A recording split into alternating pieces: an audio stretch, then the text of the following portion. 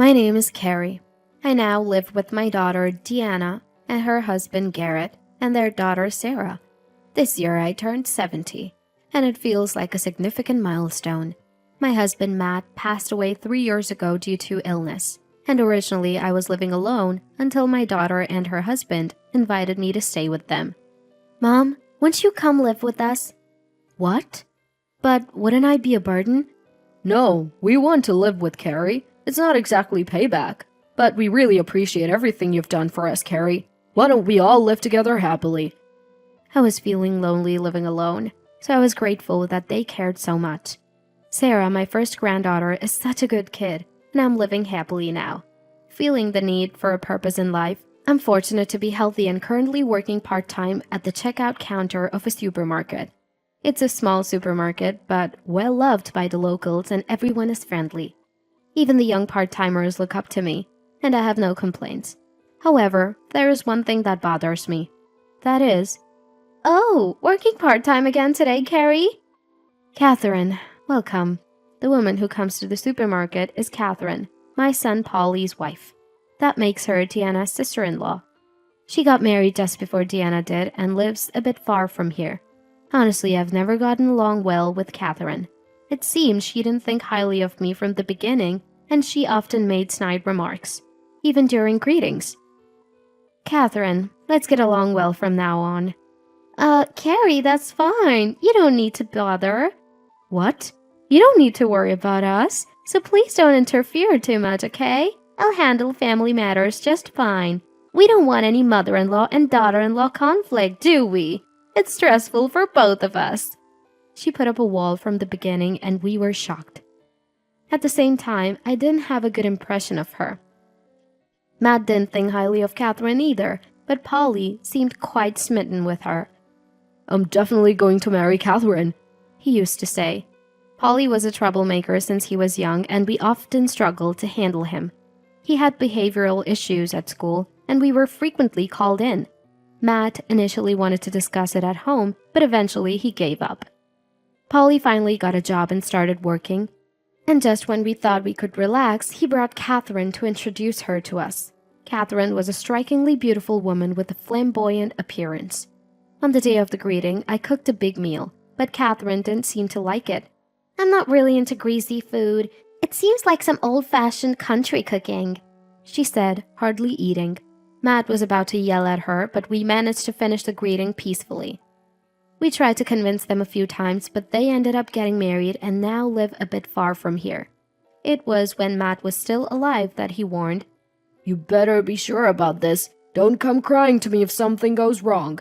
But Polly was full of unfounded confidence, saying, It'll be absolutely fine.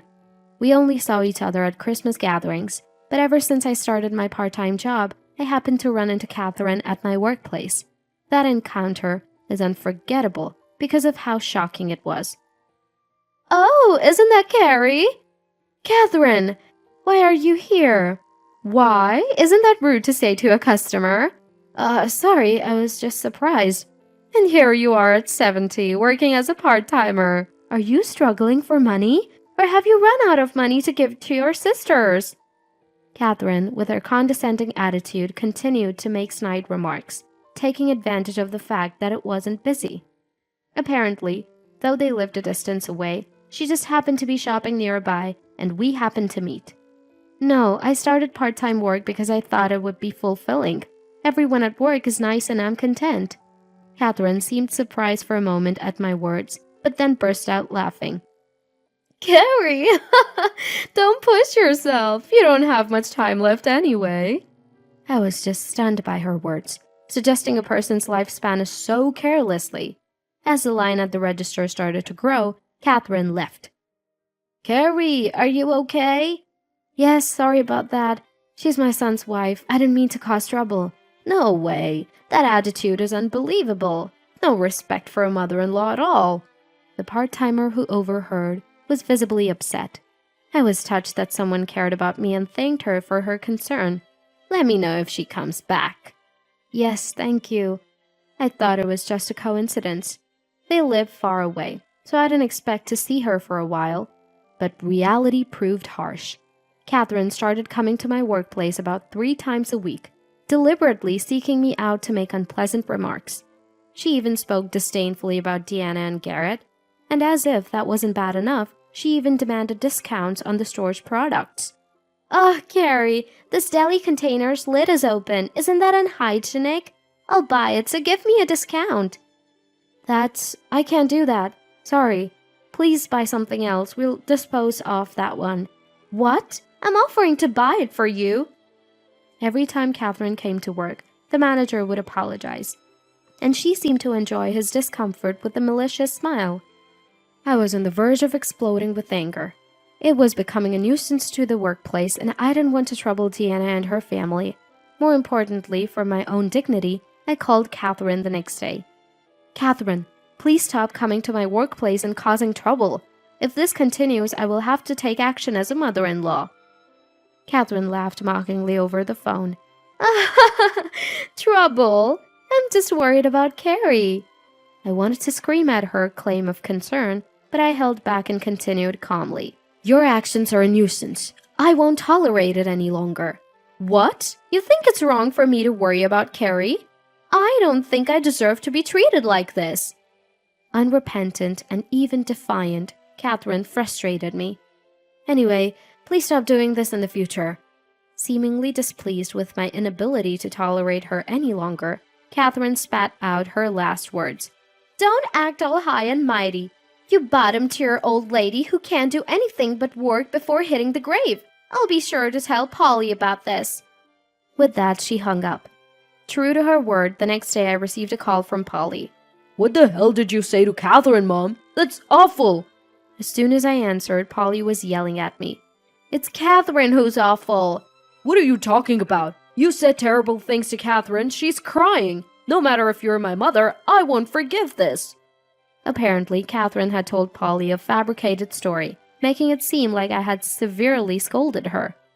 Believing her, Polly was furious. If that was all, it would have been fine, but Polly kept calling in anger for hours and finally said, "If this happens again, I won't forgive you," and hung up. "Mom, what's wrong?" Deanna, welcome back." "Nothing, really." "That's a lie. That voice was Polly's, right?" Deanna looked at me sharply. It was hard to stick to the lie. Polly and Deanna, although siblings, if I keep this from them, it might someday cause trouble. I even worried it might harm Sarah. With that thought, I decided to tell Deanna and the others everything. Deanna related to Garrett, and eventually the 3 of us sat down to talk in the evening. "I can't believe that idiot Polly. He barely involved himself in Matt's funeral, but calls only in times like this? Unbelievable." "That happened? I'm sorry I didn't notice." "No, it's not your fault, but I'm worried it might trouble you, like today with the phone call." "Don't worry about that. More importantly, Polly may not realize it, but you should be more careful around Catherine." "That is..." Deanna and Garrett exchanged a look, then nodded and began to speak. "Actually, near my company there's this bar district. One day when I happened to go for a drink, I spotted Catherine there, and she was with a man I've never seen before." Honestly, I felt a pang of sympathy for my own son and couldn't say anything. "Well, that's his own fault. But if something like this happens again to Mom, we need to think about it." Deanna said this with a cheerful smile. "For now, leave this to us. Right, Garrett?" "Yes, leave it to me, Carrie." "Yes, thank you. But really don't push yourselves." I agreed, feeling somewhat overwhelmed by their insistence. Anyway, I thought it best to have nothing more to do with it all. But reality doesn't always go as planned. Catherine came again, seemingly displeased with our last phone conversation. "Oh, Carrie, still working part-time, I see." "Catherine, we talked about this on the phone, didn't we? It seems nothing got through to you. I'm disappointed." Catherine seemed displeased by my words. "Are you sure you should be saying that, Carrie? Do you know that Polly's client is Garrett's company?" Catherine suddenly laughed mockingly and blurted out. Hearing this for the first time, I was shocked and my eyes widened. Seeming pleased with my reaction, Catherine cheerfully laughed and whispered to me, "Come to the cafe by the river called Lark later today. if you don't want Garrett's company to go under. Okay? Catherine's smile looked devilish. I could only nod instead. Understood. And she left the shop contentedly, still smiling. After my part-time shift, I headed to the designated cafe. Catherine was already there and beckoned me over. You came as I expected, Carrie. Her sinister smile sent a chill down my spine. The cafe was quiet, seemingly unnoticed by others. Inside, the two of us sat in the tense silence. What do you want? I was hurt by what happened before, so I want you to take responsibility. Catherine continued with a smile. Besides, Paulie is an executive in his company, involved in big deals. His company and Garrett's are about to have a major business deal. But what if that deal falls through because of you, Carrie? Wouldn't Garrett lose his job? You! If you care about your beloved Garrett and Deanna, promise to pay me $300,000 right now. $300,000? It's a big amount, but you said a lot to me, right? It's only fair. If you don't agree. Catherine raised her hand. A menacing man emerged from the back of the cafe and stood in front of the table. This man, a friend of mine, works in a, let's say, shady world. So if you don't pay, I won't be responsible for what happens to Deanna or Sarah, okay? I was speechless at her shocking words. Realizing I had married my son to such a terrible woman was overwhelming. I glared at her and managed to say, "Understood." I appreciate your understanding. And you know what will happen if you tell Deanna or Garrett about this, right? Yes. Then I look forward to your cooperation, Carrie. I left the cafe feeling like I was being chased out. Returning home, the house was still and quiet. More than anything, I was shocked at the ugliness of the person Polly had married. Sighing, I sat in front of my husband's picture. Dad, I'll do my best. I will protect what you left me in my own way. Declaring this, I steeled myself.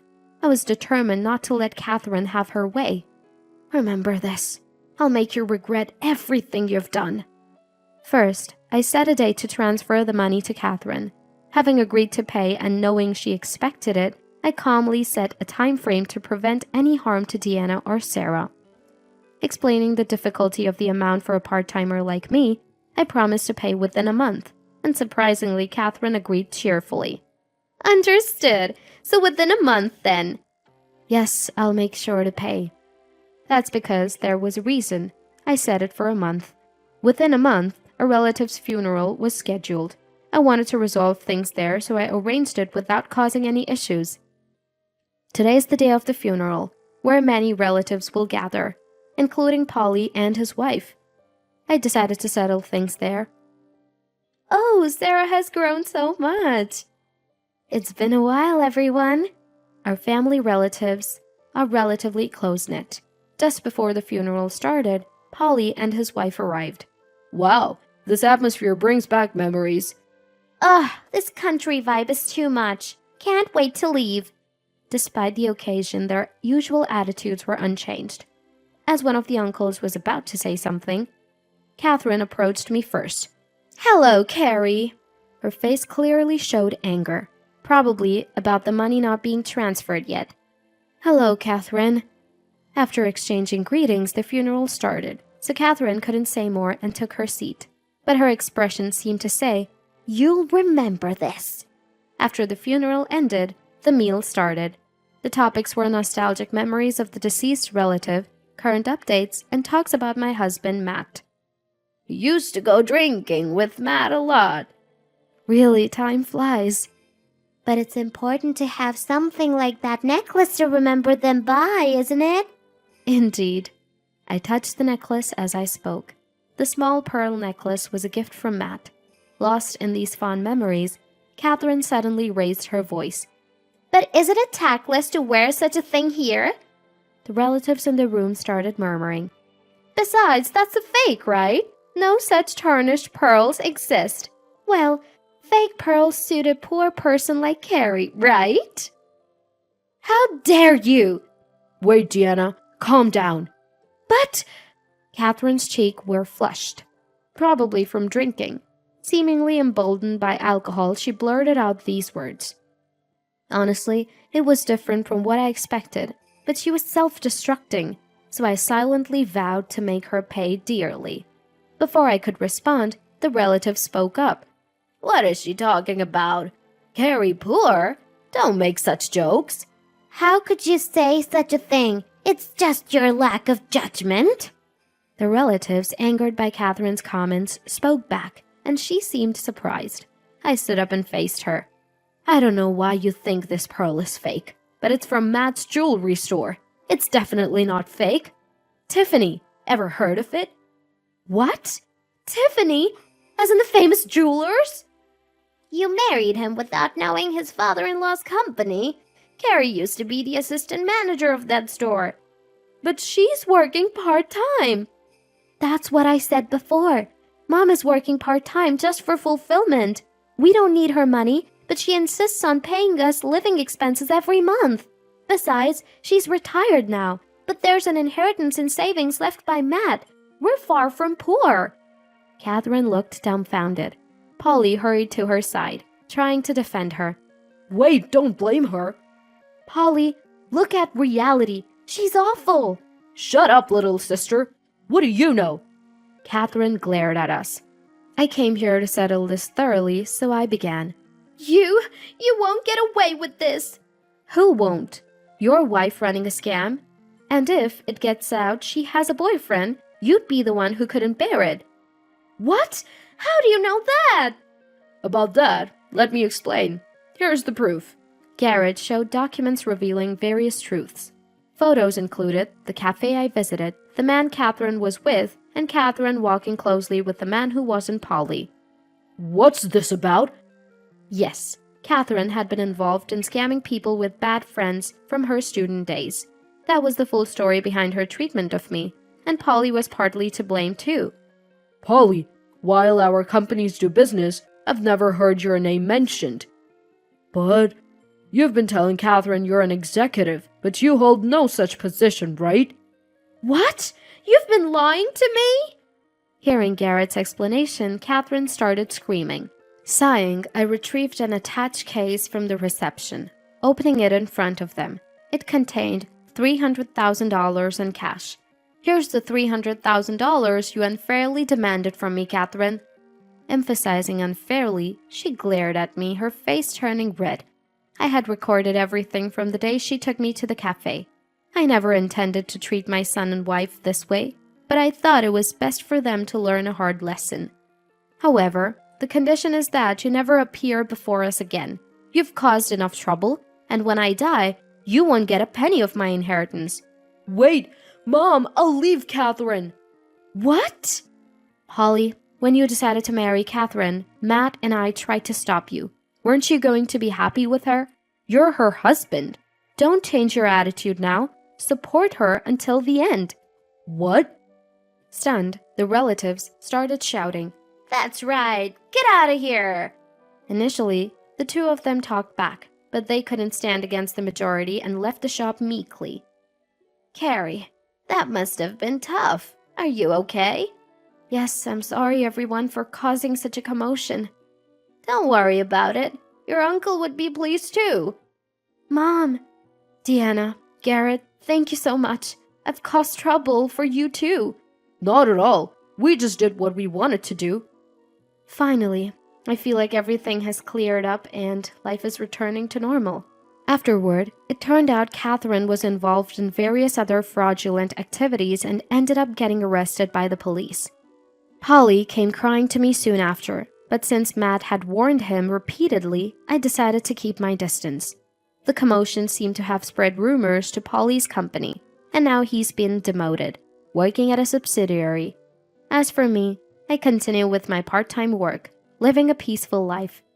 This pearl you gave me, it helped me through this ordeal. Perhaps there's really power in the things our loved ones leave behind. Despite getting wrapped up in various issues, this experience made me realize the supportive people and warmth around me. From now on, I plan to live my remaining life, never forgetting to be grateful for each day.